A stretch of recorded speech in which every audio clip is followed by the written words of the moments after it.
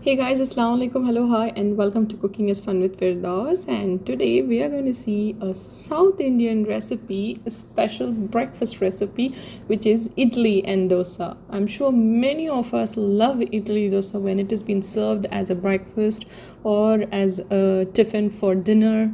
We South Indians are crazy for idli dosa. Maybe anywhere we go, we just ask them, "Can we get idli, please?" So here you go. I'm going to share my secret recipe, like how I make soft idlis and crispy dosas. So let's get started.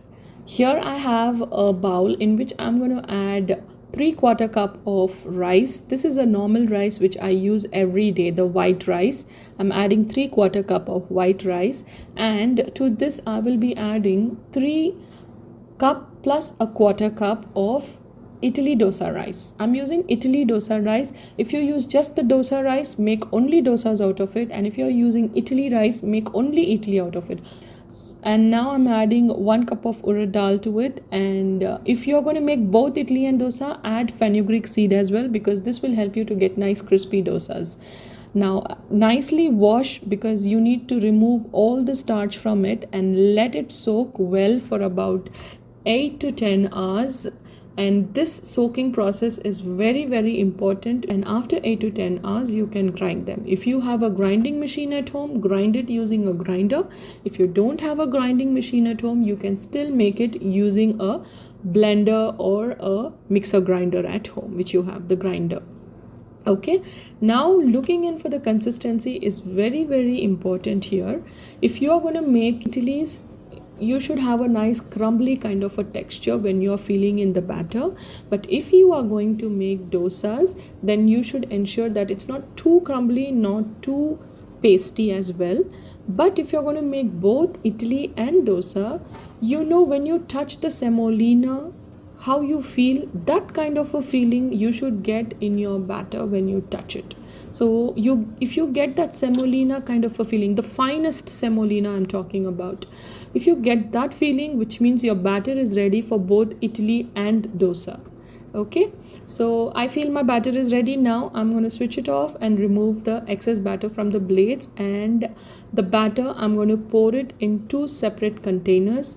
And then what I'm going to do is, I'm not going to use my hands for those 2 containers which I have poured, but we need to remove the excess one. That excess I'm going to remove it in a separate bowl, because I don't want my batter to become sour too quickly, and then it will not be of use for me in the next 2 days. If I want to keep the batter for the minimum of 3 to 4 days or 5 days, I shouldn't use my hands while pouring in. So the excess, I just took it in a separate bowl, because this which I have kept in a separate bowl, I can use it the next day. Okay, now this needs to ferment for minimum of 8 to 10 hours, and it's beautifully fermented. Here what I'm going to do is, I'm just taking a little bit more from one of the the fermented batter, and I'm adding it to the bowl batter, because I want to make idli batter out of it. To this batter, I'm not going to add any soda or anything. Just see, I'm just adding salt and water, and still I'll get fluffy and soft idlis and crispy dosas out of it. Now for idli, I'm going to make a nice little bit of runny, but not too runny, a little thicker side of a batter, adding little bit of water to it, and then I'm going to put the idlis in the steamer and cook it for minimum of 10 to 15 minutes in a medium flame. And after 10 minutes, using a spoon edge, just prick the idli and check if it's coming out soft, clean, then which means your idlis are ready. There you go. After 5 minutes, I'll just let it cool down, and then I'm going to remove it, and there you go, delicious idlis are ready.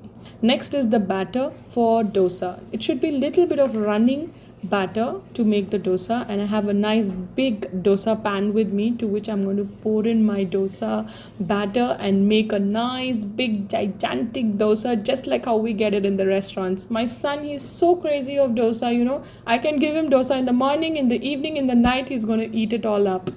Okay, to make it a little more tastier, I'm adding ghee to it, and let the dosa cook well until it becomes nice brown. And just to show you, I'm just turning it off. Look at it, it's beautifully crispy, golden and tasty. And idli and dosa is ready.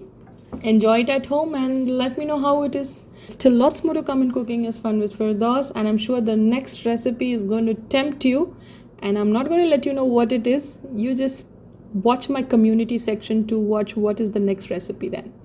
Stay tuned guys. Till then, take care. Allah Hafiz.